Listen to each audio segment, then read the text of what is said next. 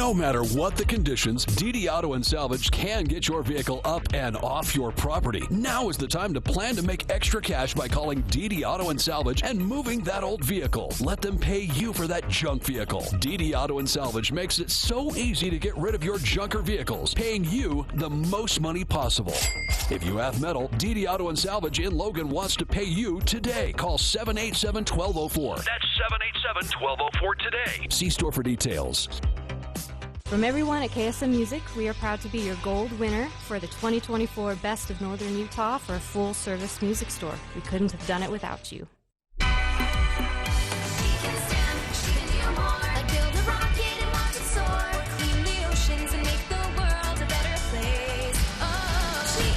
Learn more at She Can STEM. A message brought to you by the Ad Council. It's time for the Garden Save a Guide. life. Buzzed driving is Mark drunk Anderson. driving. Brought to you by the Anderson Department of Seed and Garden. Transportation and the Ad suggests Council. that people are more likely to eat vegetables if they have a tempting name. What will life be without homegrown tomatoes? Only two things that money can't buy, and that's true love and homegrown tomatoes. From gardening to landscaping. Today we are going to try and create garden eyebrows. Kind of like the flowers are sprouting directly from your hair.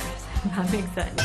Phone lines are open at 753-KVNU or 800-369-KVNU. Kind of like eating vegetables. It's the Garden Guide, now on KVNU 610 AM and 102 FM. And we welcome you to the show as we come to you live from the Cache Valley Home and Garden Show. Welcome to the Garden Guide here on KVNU. I'm Will Feelwright along with Mark Anderson of Anderson Seed and Garden. Of course, they are the title sponsor of this year's Home and Garden Show. And Mark, this is always one of the fun shows that we have to look forward to between doing this show and also the show at your store before the Pumpkin Festival. These are always two of the highlights of the year, it seems like. It is fun to do, and here we are at the Home and Garden Show, and there's not a soul here except for us. It's the best. It's great. I can walk around, I can see everything, and I'm not fighting the crowd. Yeah, we were doing classes yesterday, and some of the classes had quite a few people in there, and some of them, like, nobody showed up. And David was teaching one of the classes where nobody showed up, and he came back, and he was a little bit disappointed that nobody was there, and I was like, David, there's two classes that are like my absolute favorite classes. And he's like, which ones are those? And I was like, the one where there's 35 people in the class, because that's like really fun class because there are a lot of people. A lot of interaction. Oh, yeah, tons of interaction. And the one where nobody shows up, because then I don't have to teach. So it's exactly like, right. Don't stress it at all. It's like, that's one of my very favorite classes when nobody shows up. But it is way more fun when about 35 people show up. And we do have some awesome classes going on today as well, too. Some really good classes. So we've got growing giant pumpkins at 1 o'clock. I'm going to go out of sequence because it's just like, I think the growing giant pumpkins is like a really, really fun class. And if you want to learn how to grow giant pumpkins, so last year I grew my very first one, 650 pounds, and I didn't even know what I was doing. I mean, we were just like kind of experimenting. I was experimenting, 650 pounds without even really like trying too hard. And so we'll teach you that at 1 o'clock, growing giant pumpkins. But at 11 o'clock this morning, we're doing Easter basket kits. And so we're going to show you how to grow your own Easter baskets. And it's really fun, and it's really easy, and it's not very expensive at all. And we've got, 4 weeks before Easter. Yeah. It's like perfect time to start your grass here in the next couple of weeks so that you have your own fresh Easter grass growing inside instead of having to use the stringy crazy stuff. And so we've got that going on. We're doing a terrarium class at 12 o'clock. So there's a terrarium class at 12. And we'll show you how to do your own little terrariums. We've got houseplants here. We've got some really cute houseplants here at the Home and Garden Show. And then later on in the afternoon, we are doing building spring planters. So how to build your own flower planters as well too. So that's a really great class as well. And seeds starting at 2 o'clock. So starting your own seeds indoors. And I'm gonna start my tomatoes next week. So tomatoes to start inside, and peppers, you can start those like right now. And they'll be ready for planting right after Mother's Day. That's like perfect timing to get those going. And so seeds starting at 2 o'clock. The spring planters is at 3 o'clock as well, too. So a lot of fun classes today. We've got 5 classes going on here at the Home and Garden Show today. Well, in the weather today, we've got some rain in the forecast, but then looking ahead to next week, we've got temperatures that are going to be in the high 60s to low 70s. It looks amazing. It could dry out those gardens to where you could start tilling next weekend. So I was like a day away from tilling my garden last week before the big storm. Before it stormed. Yeah, that was I was like, if I could have got one more day, I could have tilled it and put my peas and spinach and onions and stuff in.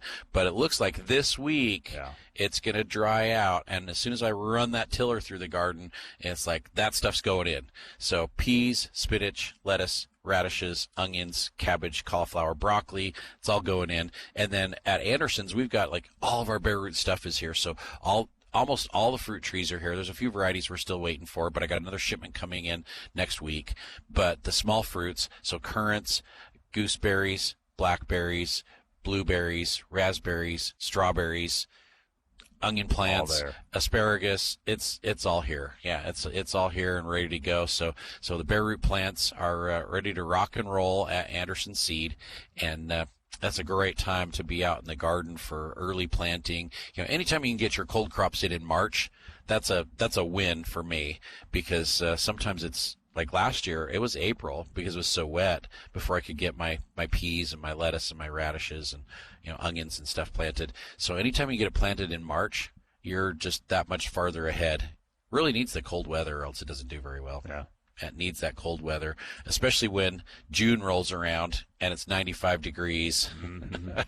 Yes. Yeah, you want those early crops to progress and get as far along as possible before the heat kicks in, because then they just go straight to seed. Yeah. And I had a customer in the other day, and she was like, my spinach just hasn't done well the last couple of years, And as we were chatting and talking, and I was asking questions to try and figure out, what was going on, figured out she was planting it like on Mother's Day every year. And I'm just like, let's try and plant around St. Patrick's instead of Mother's Day. Yeah. And I think it's going to do a lot better for you. And she's like, oh, I didn't realize this. Like, yeah, you're kind of planting about 2 months too late. Mm-hmm. If you could get it in earlier, 20th of March instead of the 20th of May, it's just going to do that much better for you. And that's the way all those cold crops are. They want to get out there and get established while the weather's cool and the soil's wet and moist, and they come up in that cold soil without any trouble. They're a lot better. Yeah, for sure. And it doesn't get any better for bare root plants either. It really doesn't. Yeah. So bare root trees planting right now, bare root raspberries, bare root strawberries, really awesome time to get out there and do some planting. Okay. Yeah. Well, with us being here at the Home and Garden Show at the Eccles Ice Arena, we can still take your calls. So phone lines are open at 753-KVNU. That's 753-5868. If you have a question, a comment for Mark about your lawn, gardens, we can take all of those questions. We can answer questions if you're wanting to know about the schedule for the Home and Garden Show and when those classes are going to be taking place. We can talk more about that this morning as well. So phone lines open, 435-753-5868. Our producer there in the studio, Dallin, is taking care of all of those calls, routing them to us so that we can put you on the air. But you mentioned bare root plants. Now, the bare root sale, is that still going on? That's going on right now. And so all of our plants that are bare root, better pricing than if you wait until we put them in pots. Because whatever fruit trees we have left over after the bare root sale's over, they'll get potted up in 5-gallon pots, and then the price will go up. But the one thing we are doing right now is our 5-gallon shade and flowering trees. We've kind of dropped a price on those to get closer to matching the bare root prices for the fruit trees. So they're in 5-gallon containers already. They're not bare root, but we're doing them at 30% off right now. So it's a really great time to come in and get your bare root fruit trees or your small fruits. But if you need some shade trees or some flowering trees, we have probably 35, I think it's about 35 or 40 different shade trees in 5-gallon pots that are 30% off right now. To start the season off with. We've never done this before, so this is the first time we're experimenting with it to see how it works. We had one of our growers who we contracted with to grow these just specifically for us, and the trees look great. They look really, really good. And at 30% off to start the season, you can't beat it. Okay. Absolutely can't beat it. And they're not little teeny tiny trees either. Well established. They're not like 3 feet tall. They're like 6 or 7 or 8 feet tall. Some of them are like pretty good sized. So not bad. Not bad at all. Okay. Yeah, not bad at all. Now we're doing the classes here at the Home and Garden Show, but in the coming weeks we've got some great classes at Anderson's as well too. So next Thursday we've got our Gardening 101 class with J.D. Gunnell of USU Extension. Okay. Yeah. So that is Thursday at 6:30 at Anderson's, and that's one that you have to sign up for on the USU Extension website. Oh, okay. So if you want to participate in that one, there may be a slight cost, but I think that one's free. You can sign up for it right there on their website, and they just like to know how many people are coming for sure. And so you definitely want to sign up for that, and it does fill up pretty fast. And then the next week on Thursday the 3rd of April, we're doing a basic pruning class, and that's also with J.D. Gunnell. He'll come and teach that class. So this will give you all the basics on pruning, whether it's fruit trees or shade trees or shrubs. He's going to teach you all the basic principles of pruning and how to be successful and how to feel like you're not going to kill your tree when you're pruning, So, and then one of the best classes that we do is our grafting class, which is the 17th of April. And so that's coming up in about 4 weeks, and the 17th of April, grafting. And that one does have a cost because USU Extension does that, and they will bring all the tools and all the cuttings and to teach you exactly hands-on how to graft trees. And it's really a great class, and it's like packed every single year. But they'll bring apple trees, and they'll bring pieces of another apple tree, and you'll actually get to graft while you're there in the class. Yeah, so it's a very hands-on instructional class, teach you how to do some really cool grafting. Okay. Yeah, it's pretty fun. Well, the classes here at the Home and Garden Show begin 11 o'clock. Now, the doors open coming up at 9 o'clock. So just as we're finishing the garden guide here on KVNU, the doors will be opening here at the Eccles Ice Center. This is in North Logan, and it will continue till 6 o'clock tonight. So cost is just $2 for a ticket. Kids 12 and under get in for free. There's all sorts of things for the kids. There's a play area that United Way has set up. Check-its Amusements also brought in some inflatables so the kids will have something to play on while moms and dads, if you want to walk around and talk to the different vendors. Over 100 businesses have come together. Is there really for that this. many? That's a lot.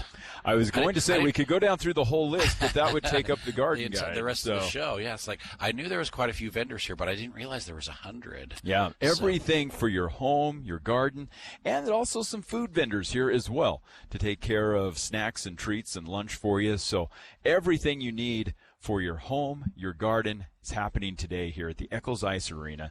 Again, just $2 for a ticket. Kids 12 and under get in for free.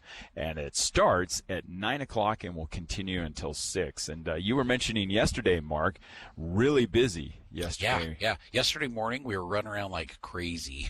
Yeah. But of course our booth, I think this year we're going to win the prize for the best smelling booth because all the flowers. I was going to say we're sitting right next to these pansies, and it smells really good. So you walk into the booth and it's like, oh, it smells like spring over here.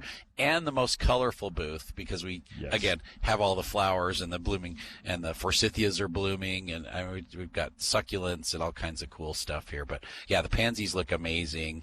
And next week we're doing a class on doing a pansy wreath as well too. So we've got some really cool stuff going on at Anderson's. And so if you come out here, we can get you some information on all those classes that are coming up. But if you go into the store today, they'll have the information there at the store as well too. Okay. Yeah. So we're not all here at the Home and Garden Show. Store's open, still helping people there. That's where all the bare root plants are. I don't like bringing those out here on ice. Well, and some of your plants here, I'm just looking at the shelves of pansies that you have, all on sale, $2 for a flat. Yeah, pansies look great. They smell good. Lots and lots of different colors. And they can be planted right now. So basically, everything we have in our booth here today is is good to go. Yeah, you can plant it all right outside, except for the house plants. Since we're doing the terrarium class, we've got some house plants here. Don't put those outside. Yeah, don't put those outside. But basically, everything else we've got is good to go outside. So we've got some nice 4-inch perennials that are like $5, and they're all in bloom right now. I've got some good-looking boxwoods. I've got some forsythias that are in bloom. I've got some gorgeous, gorgeous hellebores. And those look so nice, and they're in full bloom right now. The great thing about those is they're perennial. They come back year after year. They bloom longer than almost any other perennial plant because they just last. Like, their flowers are very, very durable. So if it snows or it freezes, it just doesn't bother them at all. And where some of our early spring bloomers, like Abretia or Candy Tuft or English daisies, they'll only bloom for like 2 or 3 weeks. The hellebore, they bloom for 6 weeks and sometimes even 8 weeks. Yeah, because the flowers are so durable and they're semi-evergreen, and so they don't drop their leaves in the wintertime, and so you get like some wintertime color out of them as well too. So they're really, really great plants, and they're one of the earliest blooming shrubs that's out there. And it's not, I mean, it's not really a woody shrub. It's kind of a herbaceous shrub, but awesome plant. Yeah, really, really great plant. And then, I mentioned the grafting class on the 17th. Well, we had some questions come in on our social media, and one of them was about grafting. And so it was, it was Steph that asked about, she wanted to try grafting branches from one apple tree to another, and she was asking when's the best time to do that. And the best time to do that is right now. So now's like the perfect time. And Steph, if you want to participate in that class, you can sign up on the USU Extension website, and they do such an awesome job teaching that class. And like I said, it is hands-on, and they'll walk you through the entire process. They'll show you how to do a cleft graft. They'll show you how to do a bud graft. They'll show you how to use a grafting tool to do the grafting with. And so it's a very, very instructional class. And right now, as the new growth is just getting ready to come out, this is the perfect time to do the grafting. And of course, at Anderson's, we have the tools, we have the grafting wax, we've got the grafting tape, we've got like everything that you need to be able to be successful when you're grafting trees, whether it's apples or pears, or if you're trying to do stone fruits, if you're trying to do a peach or an apricot or a nectarine or a plum. Process is exactly the same, and you can be very, very successful if you have a little bit of instruction and the right tools and a little bit of know-how. Yeah. Okay. Yeah, very successful. All right. Yeah, well, let's answer some calls. We have Kathy joining us on the line from Dayton. Kathy, welcome to the Garden Guide on this Saturday morning. Hello? Hello? Hi, Kathy. Hi. It's a little weird sounding, but okay. 2 things. I have some old roses that I want to graft, or not graft necessarily, propagate so that I can send them off to my children and they can grow the roses. Gotcha. Is that a hard thing to do? Do you know what kind of roses they are? Are they like old-fashioned roses, or are they more of a I imagine they've been around here for. The rumor in the family is they came over from Denmark with my husband. Oh, wow. Great-grand. I don't know if that's true, but that's the rumor. Okay, I've heard those kinds of stories before. Like, this grass was planted by Brigham Young. Yeah, yeah, that's amazing. Yeah, so you can absolutely do that. Yeah. Absolutely. So you can do cuttings just like you would propagating, a lot of other plants. So we can take cuttings off of that newest growth as it comes out, and you can root those. And once you get those rooted, then you can transplant those to different locations. Usually when people are trying to do cuttings, I tell them to do twice as many as you think you really want, because you're going to lose 50% of them as you go. But you're going to want to wait till some of that new growth comes out, and you have 4 to 6 inches of some nice new growth to cut off. And then we can use like a rooting hormone, either the gel or the powder on them, and dip them in that, and then put them in a seed starting or a cutting mix and get those to root. I've seen a lot of gardeners even get the roses, like cuttings off the roses, to root just sitting in water. And, oh, really? And so so a lot of those older kind of wild roses. I wouldn't call them wild roses, but they're more like shrub roses. They are really quite aggressive, and they will spread like crazy. And if you do cuttings on them, they take really pretty well also. All right. I just didn't know when this was supposed to begin, and I thought I'd better get to it. Right. When do they bloom? Okay. They're pretty early with their blooming. Yeah. Are they kind of blooming about the same time that like your lilacs are? Maybe a little bit after that. Probably about the same time because the yard smells really gorgeous. People tell me. Okay. Yeah. But then they bloom for like 2 or 3 weeks, and then they're like done. They don't bloom anymore. Well, they do because I keep cutting them and I fertilize them and I do all sorts of things that you told me to do to keep them coming. Yeah. They don't do it on their own. They have to be encouraged. Okay. I would say when they are in bloom, bring a sample in so I can see what the flowers look like and what the stems and the thorns and stuff look like. We might be able to identify them and figure out what kind it is. Okay, I will do that. One more question. I prepared a section of my garden to put raspberries in. So far, raspberries have done very badly in my garden, so I composted it all winter long. And what kind of raspberries should I get? You know, I've got probably 4 or 5 different raspberries in stock right now, and I've got more coming as the weather improves a little bit. But the one that we've really enjoyed lately is called Joan J, and it's spelled just the way it sounds. It's spelled exactly the way it sounds, Joan J, and it is a thornless, ever-bearing raspberry. Yeah. And it's very, very productive, and the berries are big, and they are delicious. Really, really a great variety. So I would highly recommend the Joan J. I have some gorgeous plants in stock right now. Big, nice root systems on them. Perfect time to transplant those. Really, we want to get raspberries transplanted before May. So you want to get them in the ground before May because they'll transplant a lot better.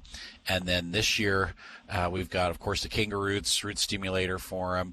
But last year I used the concentrate of the Bigfoot, and it was absolutely astounding how it got the plants established and going faster. So we've got some options to try this year for a nice root stimulator once you get them planted. So. Okay, I'm really spoiled with raspberries. My kids and I used to pick raspberries at the lake every summer, so they could earn money. Oh yeah. Yep. And you know, you taste those berries, and store-bought ones don't count. Nope, that's right. And these are going to produce longer for you because you're going to get that nice middle of the summer crop, and then they'll take a little break, and then you'll get a nice heavy fall crop out of them as well too. So they're heavy producers also. Okie doke, I have it written down. Thank you so much. You're welcome. Thank you. Have a great weekend, Bye-bye. Kathy. See ya. And that, of course, clears up the phone line as 753-5868. Of course, we can take a lot more calls if you have a question, comment for the Garden Guide here with Mark Anderson. Now, one question that I had text to me was regarding bare root raspberries and honeyberries. Someone had called in or had texted in, and they said, what variety of honeyberry do you currently have in stock, and is it a pollinator for the type that you had last year? Right now we have 2 kinds of honeyberries in stock, and I'm trying to remember the names on both. One is indigo blue, and the other one I think is mountain blue, but I can't remember off the top of my head. And they both will pollinate. Okay. No, it's Aurora. It's Aurora. So we got indigo blue and Aurora, and they are both great pollinators. They will pollinate the varieties that we had last year, and this is the first year we've been able to get them in early and have those available like this early in the season. Last year it was like the end of May, 1st of June before we could get honeyberries. So I found a new source this year from Indiana, and they just came in. So I'm excited. Okay. I'm really excited about the honeyberries. And on the raspberries right now we have the Joan J, we have Heritage, we have Fall Gold. I think we have there's another one that we've got into. We've got like Royalty, and we've got some black raspberries in stock right now as well too. So we have quite a few varieties of raspberries as well. And on the strawberries we have let's see, we've got Albion, and we have some Sweet Surprise or Summer Surprise. Okay. Yeah, which is a June bearing. So we've got some really great varieties in stock, and now is perfect time to plant. To put them in. Yeah, really great time. So, okay. All right. So they are in stock. Good question. Yeah, good question. Oh, if you have a question for Mark Anderson of Anderson Seed and Garden, here for the Garden Guide as we are coming to you live. Wow, we've almost hit the bottom of the hour. We're here at the Home and Garden Show at the Eccles Ice Arena in North Logan. Now, the show here, the Home and Garden Show, will be opening at 9 o'clock this morning. As we've been mentioning, tickets just $2, and kids 12 and under get in free. We're going to talk more about some of the classes that are going to be taking place here throughout the day. Great time to come down, bring the family. Weather-wise today, it's perfect because, yeah, the reality is with the rain that we've got here today, you're not going to be able to be outside much. So come down to the Home and Garden Show and have a lot of fun with this. Again, it runs from 9 to 6 today. Yep. If you spend some time and visit with the people at all the different booths, you easily spend a couple hours here. No problem. Absolutely. Yeah, no problem. A lot going on, and we'll mention some of those businesses and the classes coming up as the Home and Garden Show continues here on KVNU from the Home and Garden Show at the Eccles Ice Arena. We hope you plan to come down today, 9 to 6. And coming up, we'll take more of your calls and questions about gardening here on the Garden Guide on KVNU.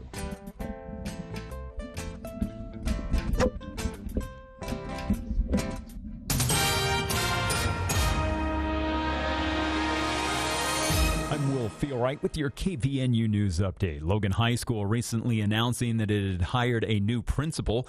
James Mather will be replacing Principal Daryl Guyman on July 1st. Guyman, who is retiring, has been with the Logan City School District for 30 years. The Logan City School District Administration and the school board picked Mather after his time serving as assistant principal at Cleveland High School in Cleveland, Texas. Now, Logan City School District Superintendent Frank Schofield said he was excited to see Logan High's continued progress with Mather as the principal. Now, Mather was instrumental in building relationships within the school community and making operations more efficient, according to a news release from the district. He has a background in business and marketing education as well as coaching. Now, Mather said that he is thrilled to be joining Logan High School and can't wait to start working with all of the students, teachers, parents, and everybody else that is a part of Team Logan. And 2 individuals were injured in a chemical explosion that happened in American Fork this past week, according to the Lehigh Fire Department. Back on March 19th, firefighters from the American Fork Fire Department, along with neighboring fire departments, responded to a hazardous material incident in American Fork. Now, the incident was triggered by a chemical explosion, according to officials. Now, the Lehigh Fire Department said the situation escalated quickly, which prompted neighboring units to be called out to help assist. 2 people reportedly received chemical burns in the explosion and were taken to a burn unit for treatment. Now, the fire department urged the public to remain vigilant and report any suspicious activities or incidents involving chemicals. Details regarding the condition of the victims and the specific circumstances of the explosion are still being investigated. Well, we're going to continue to see a mix of rain and snow with this storm as temperatures are staying right around the mid-40s during the day with overnight temperatures around the mid to low 30s. Storm should clear out, though, Sunday, and warmer temperatures coming next week. Will Feel Right for KVNU News.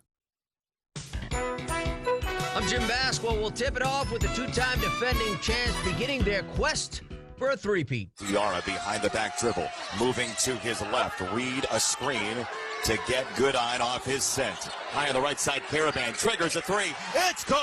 Alex Caravan and all of his experience bangs home a 3 after Dan Hurley told him to shoot 2 timeouts ago.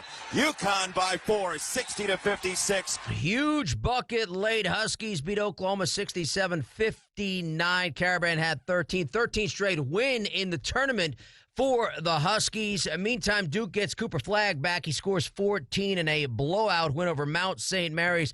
3rd largest tourney win, a plus 44 for them. Colorado State, 12 seed, takes out 5 seed in Memphis. First round of 64 win for them since 2013. 78-70 is your final. Then you have Ole Miss, 71-64 over North Carolina. First time the ACC does not have multiple teams in the round of 32. ACC matches the worst record ever for a conference, 1-3. Walter Clayton, 23. Florida took out Norfolk State 95-69. Meantime, they get their 31st win of the season, fourth most in program history, keeping the SEC. Mark Sears scores 19 versus 22 in the second half. Second seed Alabama pulls away and escapes 15 seed Robert Morris. Michigan State rolls Bryant 87-62. Kentucky gets a win over Troy 76-57. Don't forget Rick Pitino, John Calipari at St. John's, Arkansas today. NBA, Kevin Durant 42. Suns hand the Cavs their fourth straight loss, 123-112, and the Rockets beat the Heat, handing Miami a 10th straight loss.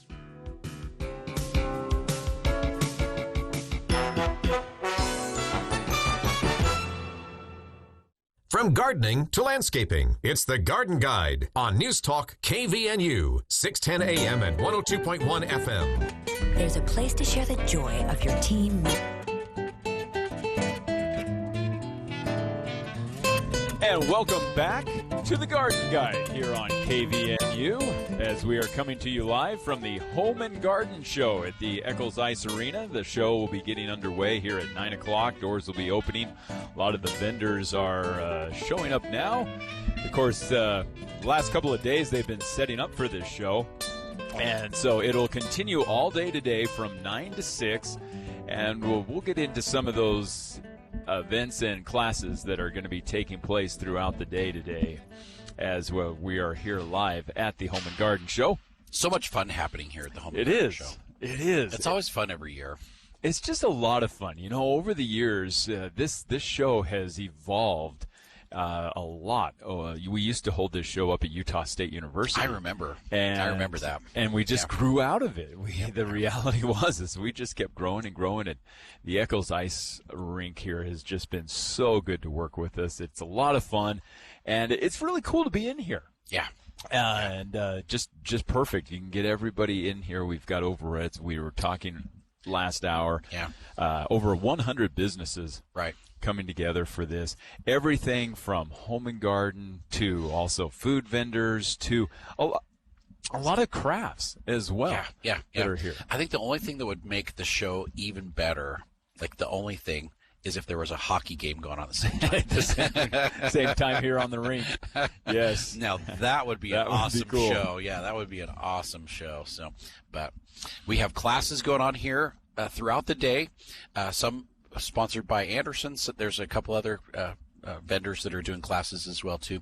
But we're doing Easter basket grass, how to grow your own Easter basket grass at 11 o'clock. It's really, really inexpensive for the kits. We'll show you how to do it. It's really a lot of fun, especially if you have younger kids or grandkids. This is a really fun project to grow your own Easter grass. So 11 o'clock, we're doing the Easter grass. At 12 o'clock, we're doing small terrariums. So we're going to show you how to grow your own terrariums. And we've got house plants and things. We've got like all the supplies that you need here to do the terrariums with. So that's at 12 o'clock. And then at 1 o'clock, we're doing a giant pumpkin growing class for beginners. So anybody wants to learn how to grow giant pumpkins, you could grow your own giant pumpkin to like submit for the Giant Pumpkin Festival on the 27th of September this year. It's really, really fun. I grew my first one last year. I grew a 650-pound pumpkin, and it was so much fun to just watch it grow. And we had kids in the neighborhood coming to check it out, and adults coming to check it out. And the deer were checking it out through the fence. They wanted to eat it. Yeah. So giant pumpkin growing seminar today at 1 o'clock. And then at 2 o'clock, we're doing a seed starting seminar. And this is prime time for starting some of your seeds indoors. So we're talking next week. I'm going to start my tomato plants. I'm going to start my pepper plants and get those going. And this year I have a new tomato to try. I'm so excited. So it's a tomato from the UK, and it is called the purple tomato, which I think is the dumbest name ever. The purple tomato. The purple tomato is what it's called, but it is completely purple all the way through. And I was able to get a whopping 50 seeds. 50 seeds. That's how difficult it is to get. So I got 50 seeds, and I'm going to start those next week. So I can hardly wait. So it's a cherry tomato, but it's completely purple, like all the way through. So if you look it up, it's supposed to be the most nutritious and healthy tomato ever because the purple color all the way through. So we're going to try it and see. Okay. We'll see what happens. Yeah, we'll see what happens. I'm going to tell you, they're not cheap. 50 seeds. It was a considerable investment to get those. So we're going to try that. And then we're going to be doing spring planters at 3:00. Okay. So we've got 5 awesome classes going on here from Anderson Seed and Garden today at the Home and Garden Show. All right. Well, let's take another call. We have Todd joining us on the line. Todd, welcome to the Garden Guide here on KVNU.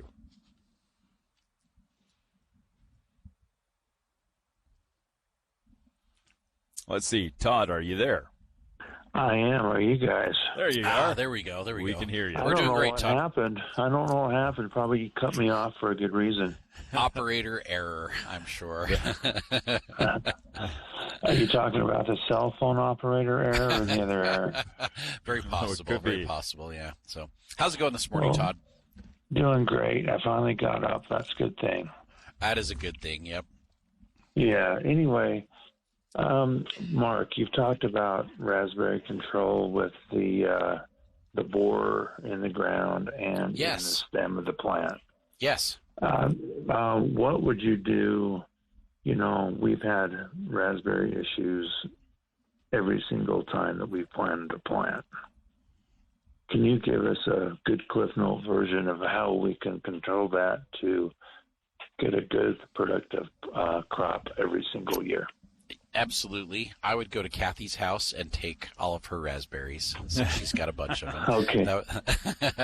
Okay, that sounds good. That's suggestion number 1. Suggestion number 2 is... Which Kathy is that? I do have a sister named Kathy. It was Kathy that called earlier on the show. So, okay. So what...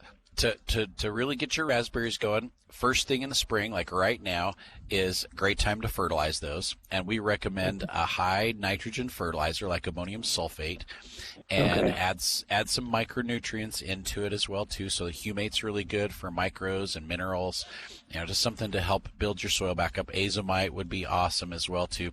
But they like to be. I fertilize mine every time I prune them, so they get fertilized at least twice a year and sometimes 3 times a year. And so right now, if you've got ever-bearing raspberries, you would want to John Jay. Yep, you want to trim the top third off of the raspberries. So cut them down a third. Usually leaves them about 3 feet tall or so, maybe a little bit shorter. And then feed them right afterwards. Iron, they need lots of iron as well too, so chelated iron. And then they will produce in the middle of the summer with all kinds of berries, usually around the first part of July or so. And then you prune them again at that point, and you're going to prune the growth from last year out completely so that all the new growth that comes up this spring can thrive and produce this fall.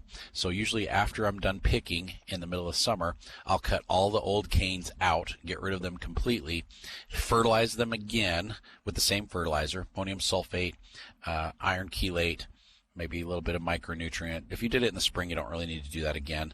But the ammonium sulfate and the iron, so feed them again, and then they'll produce again in the fall for you. If you want to control the cane borer, we actually have a new preventative that you can use that's excellent, and it's a drench. So you mix it up in water. You use, I think it's 2 ounces over a 20-foot area, so 20 square feet. So if your row's 2 feet wide, you could do 10 feet with it, and you mix 2 ounces in like a gallon. It's either 1 or 2 ounces. I can't remember off the top of my head for sure, but mix that in a couple gallons of water, saturate the raspberries with it, and it will kill the borers inside the canes, but it won't end up in your fruit. So it's a very, very new method for controlling raspberry cane borer, and you want to do it about the 1st of May. Okay, is that the Fertilome product? It's not the Fertilome one. It's actually a Monterey product. And it's a little bit different concentrate than the Fertilome product, but with the instructions on there, it shows you how to do it for the raspberries, and you can do it up to 2 weeks before you pick, and it's very, very effective at controlling your raspberry cane borer. Yeah. Okay, that sounds awesome. Hopefully I can follow those instructions without doing the step, without deleting a step and do it right this time. There you go. Well, you can always go back and listen to the podcast because Will's going to put that on right after the show. So have it up for you. Okay, I do that quite often, but it's following through is the problem. So and it links to our website, so you can go onto our website and you can pull those files right off of our website as well too. So which is helpful, which is very helpful. So super helpful. I appreciate that, you guys.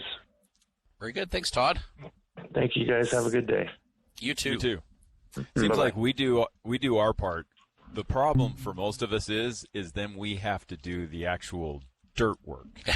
That's the hard part. Yes. Now, I just got a text about pear trees. Yeah. And ways to be able to help pear trees to be able to grow. Because sometimes those can be a little tricky. They can be a little tricky. And I've got a pear tree in my parents' yard right next door to ours. That tree it's definitely older than I am. And I can't remember how big it was when I was a kid, but it was pretty big. But it was big. It was big when I was a kid. So I'm just like, God, that tree's got to be, 70 years old or something. And it still produces pears like crazy. It's like an awesome tree, but it gets iron deficient. And so when it's iron deficient, it doesn't produce as well. So I actually, 2 days ago, we put some tree treat implants into it. So I drilled some holes into the tree, and we put the implants right into the circulatory system of the tree, and it makes a huge difference on my pear trees because it's putting iron plus all the major nutrients and a bunch of other micronutrients right into the tree. So I don't have to worry about it picking it up through the root system. And the tree will leaf out, it will bloom, it'll be just like absolutely gorgeous, and it won't go iron deficient in the summertime, which if I don't do the implants, it will usually do sometimes. So the key is you got to make sure and feed your fruit trees. If you've got an orchard, or if you've got a couple trees just in your yard, or you've got one close to the vegetable garden, however many it is, don't neglect your fruit trees. Make sure you get them pruned. Right now is perfect time for pruning. Make sure you fertilize them after you're done pruning so they have some nutrient for the year so they can really produce for you. And then a dormant spray. We've got a lot of gardeners doing dormant sprays right now. It's controlling insects and insect eggs and disease that have wintered over from last year. And it's really kind of a critical spray that a lot of people neglect to do because it's busy this time of year. It's hard. The weather's uncooperative. You have to get out there and do it. But it really, really, really makes a big difference because you can get rid of all those diseases and insects that have wintered over from last year and have a nice, clean, fresh start to the year. So it's really, really important. But I think a lot of people forget to fertilize their fruit trees. And it's a good idea to maybe check around your neighborhood to see who has pear trees nearby to be able to know, am I going to get pollination of my pear tree? And pears always do better if they have a friend. Yeah. So they're self-fertile, so they can produce fruit on their own. But if you have another tree nearby, we're talking a half a block away. It doesn't have to be like immediately adjacent to the tree. It's just got to be relatively close. And it could be even more than a block away, but they will produce better. They'll just absolutely produce better, and they don't need pollinators, but it's better if you have multiples. And then the one thing we got to really watch out for pears is fire blight, as the pears get fire blight very, very easily. And so make sure to prune out any parts of your tree you think are infected with fire blight. You'll be able to tell. Yeah, it turns black. Just looks like it's like all shriveled up and dead. Yeah, and then we want to try and prevent it from happening again. And again, in the next month is the perfect time to try and prevent fire blight on your pears and on your apples with a treatment of, say, garden phos would be perfect because we can treat the trunk and it'll absorb it in through the trunk, run it through the circulatory system of the tree, protect the tree for the entire year with just the one application. So it's a really easy way to prevent and keep that fire blight from affecting your tree because it can kill it in just a year or two.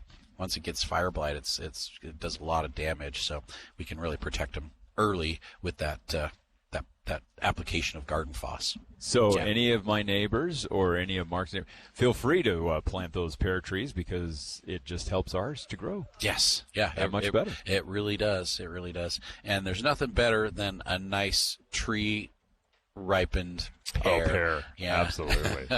Get to that point in the season where we just like pick them all and we put them in the garage in a bushel basket and throw a blanket over the top of them and just kind of let them mellow out, and they're just soften up a little bit. Oh, they're so good. Yeah, they're just like so good. Yeah, so can't beat it. Well, we've only got 10 minutes left in the show, so still time. We can take some more calls. 753-5868. That's 753-KVNU. We were mentioning earlier here at the Home and Garden Show, the Eccles Ice Arena, they've got classes that are going to be starting at 11 o'clock, and Anderson Seed and Garden is putting on about half of all of those classes, everything from growing Easter basket grass to also terrarium planting, seed starting 101, building spring planters. There's also other classes about how to take care of your pets, the best pet food to help your pets to be healthy. There's going to be fruit tree planting classes, and then also classes on generators and how to be prepared. I'm really interested in that one. Yeah, that one looks really interesting. So I think that's definitely something that a cool option. Yeah, as much as we rely on the power company, Logan City Light and Power or Rocky Mountain Power, accidents happen. And I can tell you from a radio station, we've been the victim of many of those accidents over the years, and you definitely need to have backup power. Backup generators really makes a difference. So, hey, since we were talking fruit trees, I did get another question sent in to me also, and it's from Courtney, and she's asking, should you cover fruit tree cutting wounds with the pruning sealer so boars don't get in? Which I thought was a really good, because we were just talking about pruning, and the school of thought on that is some arborists say absolutely cover those cuts, and it's not for insects as much as it is to seal the moisture inside the tree. And other arborists say, nope, you don't need to do it. The tree will heal over on its own. Don't worry. And so there are definitely two schools of thought when it comes to covering those wounds. For me, if they're larger cuts, like if you have to get the saw out and do some bigger cuts, putting that pruning sealer on those fresh cuts really does help seal the moisture in and allow the tree to heal over a lot faster, I think, than if you don't. But for smaller cuts that you're making with a hand pruner or with a lopper, I usually don't bother with those. It's just the big ones that I have to do with like a saw or a chainsaw that I'll put that pruning sealer on there, and it really does make a difference in the healing process for the trees. So I thought that was a great question from Courtney on pruning. Excellent. Yeah. All right. Well, we just had another call that came in, and we've got Jake on the line from Richmond. Jake, welcome to the Garden Guide here on KVNU. Thank you. Crabgrass control. I've got Anyway, last year I started it. I put granular on it, and it did not help. So I'm wondering what a liquid spray suggestion would be. How early did you put your pre-emergent on last year? Do you remember? It was probably in April. Okay. The target germination time for crabgrass is about the 10th of May, and it really doesn't matter a whole lot how long winter lasts. It's kind of soil temperature driven, and about that first part of May is when the crabgrass really starts to germinate, and it will continue to germinate through the first part of June. And so if you get your pre-emergent on a little bit too early, that can affect how well it works. And if you put down a product like Humate that has a lot of microbes and microorganisms in there that decompose stuff, they break down pesticides as well too. So that can have an impact on how long your pre-emergent actually lasts and its efficacy as well too. And so I would say go for that first part of April. That's a really great time to put your pre-emergent on, liquid or granule. They should work equally well. But then do a second application after Mother's Day, close to Memorial Day, and you'll get that extra 2 months of control as you go into the season. So the other question is it crabgrass for sure? Because sometimes people come and tell me they've got crabgrass and it's not really crabgrass, and they're trying to get rid of like orchard grass or pasture grass in there as well too. So that's a thought also. Okay, yeah, it was confirmed by one of the people who should know. Okay. Gotcha. Because like crabgrass shows up in July and August. If it's out there right now, it's a pasture grass. It's a perennial weedy grass, and so the crabgrass drops its seed completely, and it dies in the fall. It's gone there in the spring, but then it just shows up 10 times worse in July of the next year. So that's what this did. Sounds about right then. Okay, so you can go with the liquid. You can go with the granule. I think they're both going to work equally well for you. Make sure you don't put your humate on at the same time as you put that pre-emergent down, and then do a second application about 4 weeks after the first one to get that longer control into the summer. I think that'll work for you. Okay, thank you very much. All right. You're very welcome. Thanks for calling this morning. Have a wonderful weekend. You also. Bye-bye. All right, thanks. Got about 5 minutes left. We could probably take one more call if someone calls in quick to 753-5868. That's 753-KVNU. Again, we're coming to you live from the Home and Garden Show at the Eccles Ice Arena in North Logan. Show gets underway at 9 o'clock this morning, continues until 6 o'clock tonight. Tickets just $2. Kids 12 and under get in for free. Come out and check out the over 100 businesses, including Anderson Seed and Garden, which, of course, is the title sponsor of this year's Home and Garden Show and has been for years. And it's been a great partnership between the radio station and us to do the Home and Garden Show, and it's something we look forward to every year. It's fun. It's a really good time. If you come down to the show, they've got pansies on sale. Yeah, $2 for a 4-pack. I think we might even drop them down to $1.75 today for like a special. So if you come in and you mention you heard it on the radio, we'll do them for $1. Do a discount. Do them for $1.75. Yep, we'll do them for $1.75. Okay. And then don't forget, at Anderson's downtown on Center Street, we have all of our bare root trees. We have all of our bare root raspberries, strawberries, asparagus, onions, small fruits. I mean, we're talking currants and gooseberries and blackberries and blueberries and honeyberries. They're all in stock right now. It's a great time to get out there and do some planting. Maybe today might not be the best day, but next week it's going to be great. Next week looks awesome. Yeah, it looks perfect. All right. Another phone call. Let's squeeze in another call. We have Joan on the line from Millville. Joan, welcome to the show.